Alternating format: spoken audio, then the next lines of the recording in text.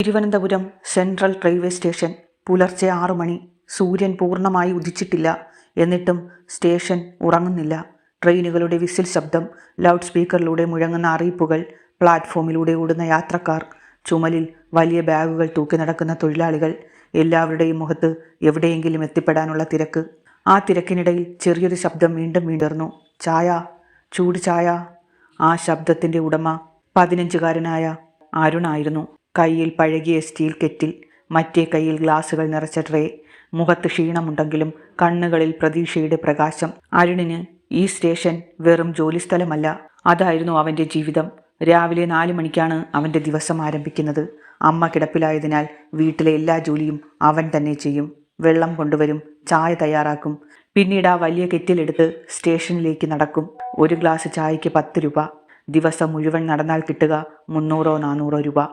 അതുകൊണ്ടാണ് വീട്ടുവാടകയും മരുന്നും അനിയത്തി മീരയുടെ പഠന ചെലവും നടത്തുന്നത്. അരുണിൻ്റെ അമ്മ സാവിത്രി കഴിഞ്ഞ 2 വർഷമായി ഗുരുതരമായ വൃക്കരോഗം ബാധിച്ച ചികിത്സയിലാണ്. ആഴ്ചയിൽ 2 പ്രാവശ്യം ആശുപത്രിയിൽ പോകണം. ഡോക്ടർ നിർദ്ദേശിച്ച മരുന്നുകൾക്ക് നല്ല വിലയാണ്. പക്ഷേ എല്ലാ മരുന്നുകളും വാങ്ങാൻ അരുണിന് സാധിക്കാറില്ല. അമ്മയോട് അവൻ എപ്പോഴും ഒരേ കള്ളമാണ് പറയുന്നത്. ഡോക്ടർ പറഞ്ഞു, ഇപ്പോൾ ഈ മരുന്ന് മാത്രം കഴിച്ചാൽ മതിയെന്ന്. സാവിത്രിക്ക് സത്യം അറിയാമായിരുന്നു. മകൻ്റെ നിസ്സഹായത കാണുമ്പോൾ ഒന്നും ചോദിക്കാറില്ല. അരുണിൻ്റെ അനിയത്തി മീര 9ാം ക്ലാസ്സിലാണ് പഠിക്കുന്നത്. വീട്ടിലെ ദാരിദ്ര്യം ഒരിക്കലും അവളുടെ പഠനത്തെ ബാധിക്കരുതെന്ന് അരുണ് തീരുമാനിച്ചിരുന്നു. അതുകൊണ്ടാണ് അവൻ തൻ്റെ പഠനം 8ാം ക്ലാസ്സിൽ അവസാനിപ്പിച്ചത്. പക്ഷേ മീര, അവൾ പഠിച്ച് വലിയ ആളാകണം. അതാണ് അവൻ്റെ ഏറ്റവും വലിയ സ്വപ്നം. ആ ദിവസം പതിവ് പോലെ തിരക്കേറിയതായിരുന്നു. രാവിലെ 7:30-ഓടെ ഡൽഹിയിൽ നിന്നുള്ള രാജധാനി എക്സ്പ്രസ് സ്റ്റേഷനിലെത്തി. യാത്രക്കാർ ഇറങ്ങാൻ തുടങ്ങി. അവരുടെ ഇടയിലൂടെ യൂണിഫോം ധരിച്ച ഉദ്യോഗസ്ഥരും സുരക്ഷാ ജീവനക്കാരും വേഗത്തിൽ മുന്നോട്ട് നീങ്ങുകയായിരുന്നു. കാരണം ആ ട്രെയിനിൽ ഒരു പ്രധാന വ്യക്തി യാത്ര ചെയ്തിരുന്നു. ജില്ലാ കളക്ടർ സുധാകരൻ നായർ. സത്യസന്ധതയ്ക്ക് പേരുകേട്ട ഒരു ഉദ്യോഗസ്ഥൻ. 30 വർഷത്തെ ഔദ്യോഗിക ജീവിതത്തിൽ കൈക്കൂലി വാങ്ങിയിട്ടില്ലെന്ന് എല്ലാവരും പറയുന്ന മനുഷ്യൻ. സാധാരണക്കാരുടെ പ്രശ്നങ്ങൾ സ്വന്തം പ്രശ്നം പോലെ കാണുന്ന വ്യക്തി. അതിനാലാണ് ജനങ്ങൾ അദ്ദേഹത്തെ ബഹുമാനിച്ചത്. ട്രെയിനിൽ നിന്നും ഇറങ്ങിയ സുധാകരൻ നായർ തൻ്റെ ഔദ്യോഗിക ബാഗ് ഒരു കൈയിലും മൊബൈൽ മറ്റേ കൈയിലും പിടിച്ച് മുന്നോട്ട് നടന്നു. ഒരു ഉദ്യോഗസ്ഥൻ അടുത്ത് വന്ന് എന്തോ അടിയന്തര കാര്യം പറഞ്ഞു. അദ്ദേഹം സംസാരിച്ചുകൊണ്ട് പ്ലാറ്റ്ഫോം കടന്ന് പുറത്തേക്ക് നടന്നു. അപ്പോഴാണ് അത് സംഭവിച്ചത്. തോളിലുണ്ടായിരുന്ന വില കൂടിയ തവിട്ട് നിറമുള്ള ലെതർ ബാഗ് പതുക്കെ താഴേക്ക് വീണു. അദ്ദേഹം അതറിഞ്ഞില്ല. ചുറ്റുമുള്ളവരും ശ്രദ്ധിച്ചില്ല. തിരക്കിൻ്റെ ബഹളത്തിൽ ആ ബാഗ് ഒറ്റയ്ക്ക് അവിടെ കിടന്നു. അല്പസമയത്തിന് ശേഷം ചായ വിൽക്കുന്നതിനിടെ അരുണിൻ്റെ കണ്ണിൽ ആ ബാഗ് പതിഞ്ഞു. അവൻ ചുറ്റും നോക്കി. ആരും അതെടുക്കാൻ വന്നില്ല. അവൻ പതുക്കെ ബാഗ് എടുത്തു. ആരുടേതാവും ഇത്? അവൻ സ്വയം ചോദിച്ചു. ബാഗിൻ്റെ സിബ് അല്പം തുറന്നു കിടക്കുകയായിരുന്നു. അകത്തൊരു വലിയ കവർ, കുറെ നോട്ടുകെട്ടുകൾ, സർക്കാർ മുദ്രയുള്ള ഫയലുകൾ, ATM കാർഡുകൾ, തിരിച്ചറിയൽ കാർഡ്. അതിൽ വ്യക്തമായി എഴുതിയിരുന്നു, സുധാകരൻ നായർ, ജില്ലാ കളക്ടർ. അരുണിൻ്റെ കൈകൾ വിറച്ചു. ഇത്രയും പണം അവൻ ജീവിതത്തിൽ ഒരിക്കലും കണ്ടിട്ടില്ല. അവൻ്റെ മനസ്സിലൂടെ ഒരുപാട് ചിന്തകൾ കടന്നുപോയി. ഈ പണത്തിൽ നിന്നും കുറച്ചെടുത്താൽ അമ്മയ്ക്ക് മരുന്ന് വാങ്ങാം, വീട്ടുവാടക അടയ്ക്കാം, മീരയുടെ സ്കൂൾ ഫീസ് കൊടുക്കാം. ആരും അറിയില്ല. അവൻ്റെ മനസ്സ് ഒരു നിമിഷം ദുർബലമായി. പക്ഷെ അടുത്ത നിമിഷം അമ്മയുടെ ശബ്ദം മനസ്സിൽ മുഴങ്ങി. മോനെ, ദാരിദ്ര്യം ഒരിക്കലും മോഷണത്തിനുള്ള കാരണമല്ല. നമ്മുടേതല്ലാത്തത് കയ്യിൽ വന്നാൽ അതിൻ്റെ യഥാർത്ഥ ഉടമയ്ക്ക് തിരികെ കൊടുക്കണം. സത്യസന്ധതയാണ് മനുഷ്യൻ്റെ ഏറ്റവും വലിയ സമ്പത്ത്.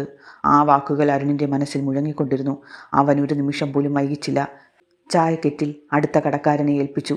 അവൻ ബാഗ് നെഞ്ചോട് ചേർത്ത് സ്റ്റേഷൻ്റെ പ്രധാന കവാടത്തിലേക്ക് ഓടി. പുറത്ത് കളക്ടറുടെ ഔദ്യോഗിക വാഹനം പുറപ്പെടാൻ ഒരുങ്ങുകയായിരുന്നു. സുരക്ഷാ ഉദ്യോഗസ്ഥർ ചുറ്റും നിൽക്കുന്നു. അരുൺ ഉറക്കെ വിളിച്ചു, സാർ, ഒരു നിമിഷം ഒന്ന് നിൽക്കൂ സാർ. സുരക്ഷാ ജീവനക്കാർ ഉടൻ അവനെ തടഞ്ഞു. പുറകിലോട്ട് പോ. പക്ഷേ അരുൺ പിന്മാറിയില്ല. അവൻ ബാഗ് ഉയർത്തിക്കാട്ടി. സാറിൻ്റെ ബാഗാണ്, താഴെ വീണുപോയി. ഇതവിടെ നിന്ന് എനിക്ക് കിട്ടിയതാ. അവൻ്റെ വാക്കുകൾ കേട്ടതും സുധാകരൻ നായർ തിരിഞ്ഞു നോക്കി. അദ്ദേഹത്തിൻ്റെ മുഖത്ത് അതിശയത്തിൻ്റെ നിഴൽ തെളിഞ്ഞു. അദ്ദേഹം ബാഗ് വാങ്ങി തുറന്നു നോക്കി. എല്ലാം അതേപടി. 1 രൂപ പോലും നഷ്ടമായിരുന്നില്ല. ആ നിമിഷം അദ്ദേഹത്തിൻ്റെ കണ്ണുകൾ അരുണിൻ്റെ മുഖത്ത് തന്നെ പതിഞ്ഞു. ഒരു പാവപ്പെട്ട ചെറുക്കൻ ഇത്ര വലിയ പ്രലോഭനത്തെ തോൽപ്പിച്ച് തൻ്റെ സാധനം തിരികെ നൽകി. സുധാകരൻ നായരുടെ മനസ്സിൽ ആ കുട്ടിയോട് പറഞ്ഞറിയിക്കാനാവാത്ത ബഹുമാനം നിറഞ്ഞു.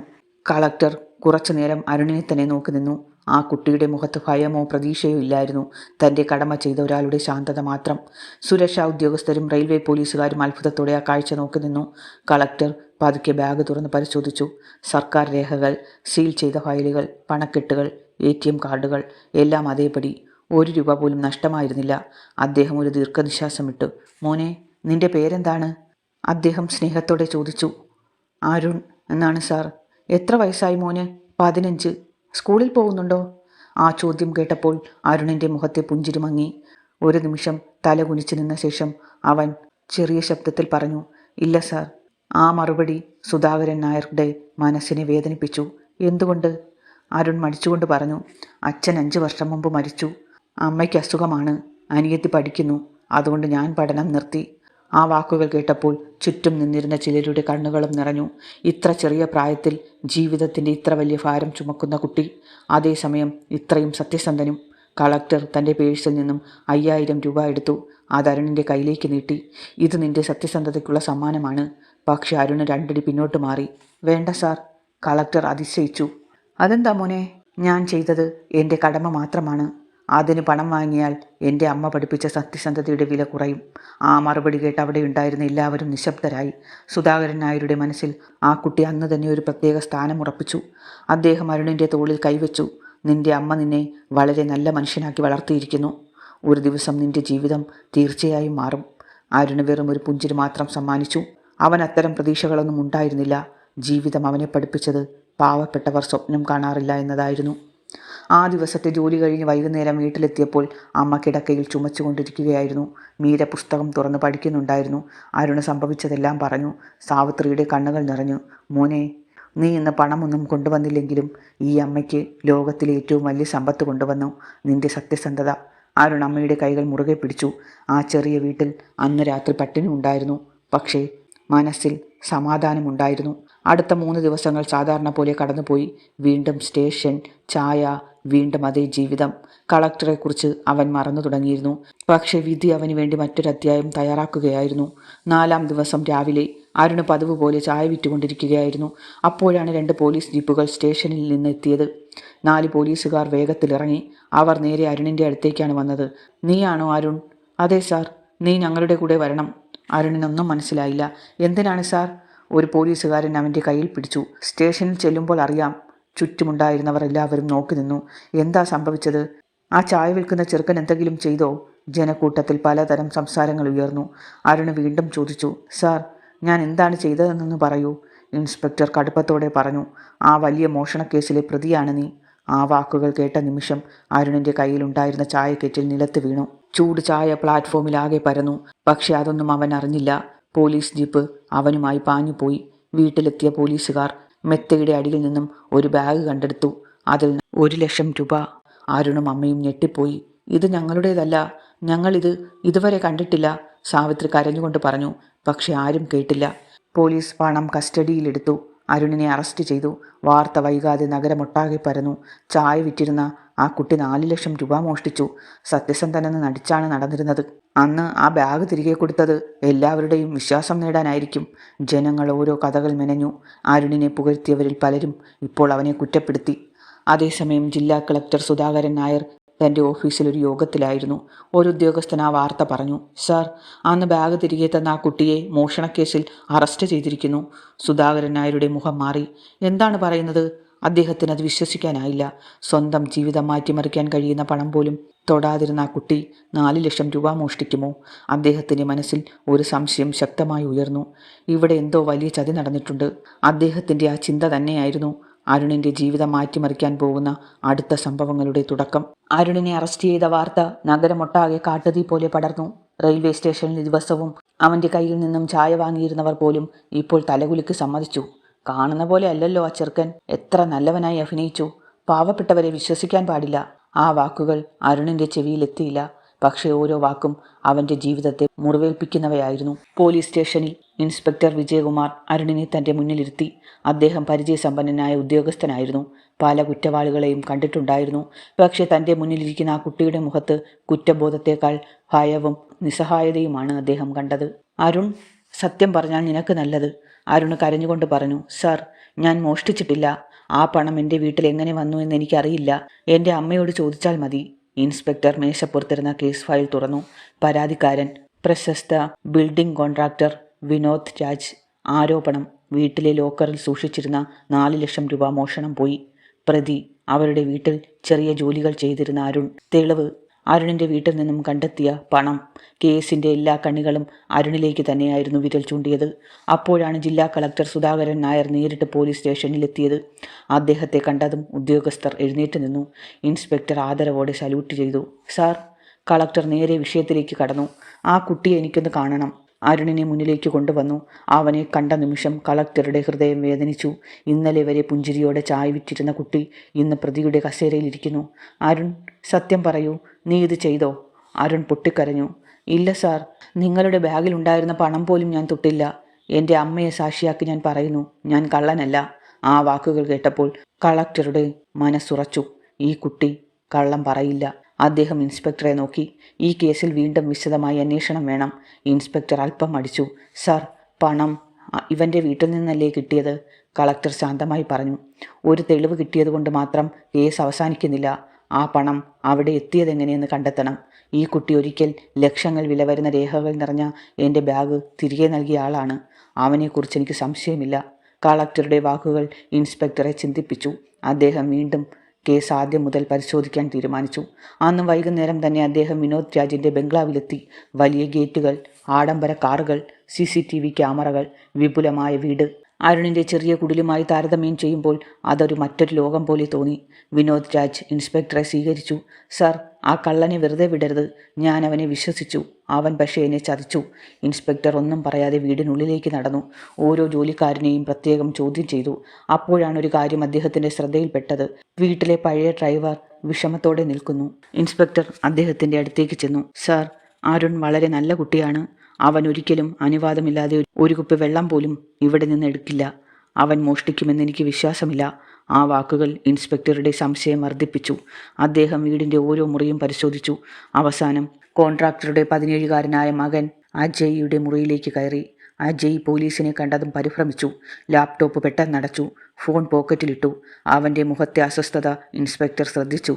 അജയ്, മോഷണം നടന്ന ദിവസം നീ എവിടെയായിരുന്നു? സ്കൂളിൽ. ഒരു നിമിഷം കഴിഞ്ഞ് അവൻ തിരുത്തി. അല്ല സാർ, ഞാൻ വീട്ടിലായിരുന്നു. ഇൻസ്പെക്ടർ ശാന്തമായി അവനെ നോക്കി. ഓരോ ചോദ്യത്തിന് 2 ഉത്തരങ്ങൾ. എന്തോ മറച്ചു വയ്ക്കുന്നു. അദ്ദേഹം മുറി മുഴുവൻ നിരീക്ഷിച്ചു. മേശപ്പുറത്തൊരു പുതിയ ബൈക്കിൻ്റെ ബ്രോഷർ, അരികിൽ ഹെൽമറ്റ്. ഇൻസ്പെക്ടർ ഗ്യാരേജിലേക്ക് നടന്നു.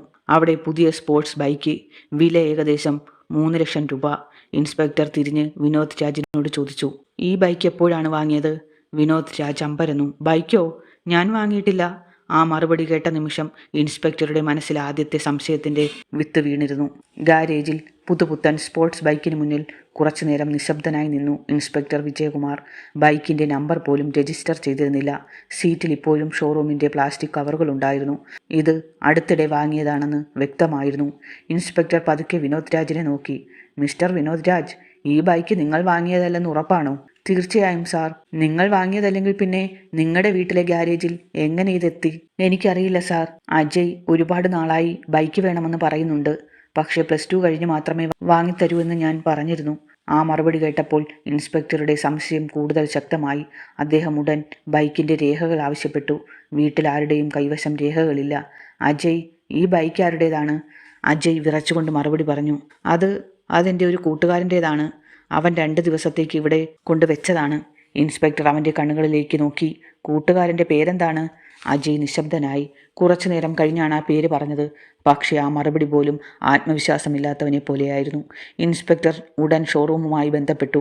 വാഹനത്തിൻ്റെ എഞ്ചിൻ നമ്പർ പരിശോധിച്ചു. അല്പസമയത്തിനകം റിപ്പോർട്ടെത്തി. ബൈക്ക് വാങ്ങിയത് മോഷണം നടന്നതിൻ്റെ പിറ്റേ ദിവസം. പണം നൽകിയത് അജയ്. ആ വാർത്ത കേട്ടപ്പോൾ ഇൻസ്പെക്ടർ അജയ്യെ വീണ്ടും ചോദ്യം ചെയ്യാൻ തീരുമാനിച്ചു. അജയ്യെ വീട്ടിലെ മറ്റൊരു മുറിയിലേക്ക് കൂട്ടിക്കൊണ്ടുപോയി. അവിടെ അച്ഛനോ അമ്മയോ ആരും ഉണ്ടായിരുന്നില്ല. ഇൻസ്പെക്ടറും 2 പോലീസുകാരും മാത്രം. അജയ്, നിനക്കൊരവസരം തരാം. സത്യം ഇപ്പോൾ പറഞ്ഞാൽ നിനക്ക് നല്ലത്. ഇല്ലെങ്കിൽ തെളിവുകൾ തന്നെയാണ് സംസാരിക്കുക. അജയ് ഒന്നും മറുപടി പറഞ്ഞില്ല. അവൻ്റെ നെറ്റിയിൽ വിയർപ്പ് പൊടിഞ്ഞു. ഇൻസ്പെക്ടർ മേശപ്പുറത്ത് ബൈക്കിൻ്റെ ബിൽ വെച്ചു. അതിനരികിൽ ബാങ്ക് രേഖകൾ. പിന്നെ ശാന്തമായി ചോദിച്ചു, 17 വയസ്സുള്ള നിനക്ക് 3 ലക്ഷം രൂപ എവിടെ നിന്ന് കിട്ടി? അജയ്യുടെ ചുണ്ടുകൾ വിറച്ചു. അവൻ വെള്ളം ചോദിച്ചു. ഗ്ലാസ് കയ്യിൽ പിടിച്ചിട്ടും കുടിക്കാൻ പോലും കഴിയുന്നില്ല. അജയ്, നിന്റെ മൗനം നിന്നെ രക്ഷിക്കില്ല. സത്യം പറയൂ. അല്പനേരം നിശബ്ദമായി നിന്ന ശേഷം അജയ് പെട്ടെന്ന് പൊട്ടിക്കരഞ്ഞു. സാർ, എന്നെ ജയിലിൽ അടയ്ക്കരുത്. അവൻ കരച്ചിലിനിടയിൽ സത്യം പറയാൻ തുടങ്ങി. എനിക്ക് ആ ബൈക്ക് വേണമായിരുന്നു. എൻ്റെ എല്ലാ കൂട്ടുകാർക്കും വില കൂടിയ ബൈക്കുകൾ ഉണ്ടായിരുന്നു. അച്ഛൻ വാങ്ങിത്തരില്ലെന്ന് ഉറപ്പിച്ചു പറഞ്ഞു. അതുകൊണ്ട് അവൻ തലകുനിച്ചു. ഞാൻ വീട്ടിലെ ലോക്കറിൽ നിന്നും 4 ലക്ഷം രൂപ എടുത്തു.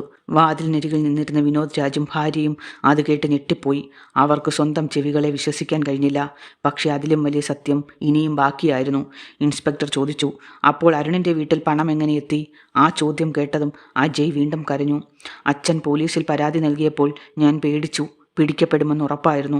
അപ്പോഴാണ് അവൻ വിതുമ്പിക്കൊണ്ട് പറഞ്ഞു, എല്ലാവരും ആദ്യം സംശയിക്കുക ഒരു പാവപ്പെട്ടവനെയായിരിക്കുമെന്ന് ഞാൻ കരുതി.